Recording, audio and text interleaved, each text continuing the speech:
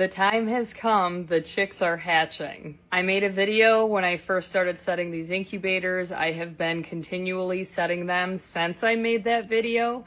So every 5 days or so, I was candling those eggs to see if there was any development. If there was no development, I was pulling them out and replacing them with fresh eggs. I am always sure to write a date on those eggs if I am staggering the set of them in an incubator.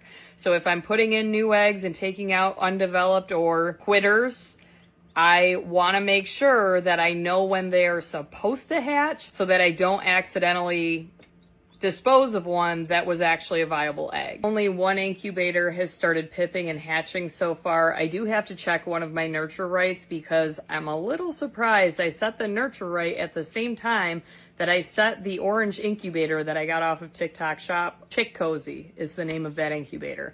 And I had tested it last spring. I wasn't really sure how I felt about it, but as it turns out, that incubator has chicks pipping and hatching out of it, and the nurture right does not. One thing I am going to start doing is keeping track of how many hatches I put my nurture right incubators through, because I have noticed that continually setting them as I do, even giving them a grace period of drying out, they just don't last as long. The next time I buy a brand new nurture right, I'm going to take a piece of masking tape and put it on the underside of that incubator and put a hash every time that I have a group of chicks hatch out and I go to completely reset that incubator. So let me show you my Chick Cozy incubator. I don't want to open it until I'm ready to pull these chicks out, which probably will be once I'm done recording this. I've already moved 4 outside to the outdoor brooding accommodations that we have here. I do live on a farm, so when I hatch out chicks, they do go outside. They do not live in my house, unlike some people. My dogs live in my house, my cats live in my house. I don't really need any more animals. So it is a little bit harder to see, but oh, that little one just flopped right over. But it does have a little bit of a rubber mat on the bottom of it, so they do get good traction.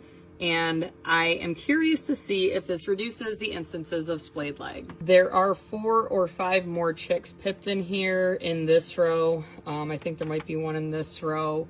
So we will get at least 4 more. These eggs over here are older set ones, and I think my son screwed with this incubator. He took the top off to check if there were chicks a few days ago, which there was not, because there's now a crack in that egg, and there was not a crack when I set that egg. You can see on this far one right here, 2/9 was the date that I set that. What I will do once all of these first set chicks hatch out, and I don't think that there's any more that are going to hatch out of this group, I will move those February 9th eggs to another incubator so that I can completely clean out the Chick Cozy incubator, and I'm probably going to set it to quail again because I have a wicked demand for started or hatched quail. I do have jumbo Coturnix.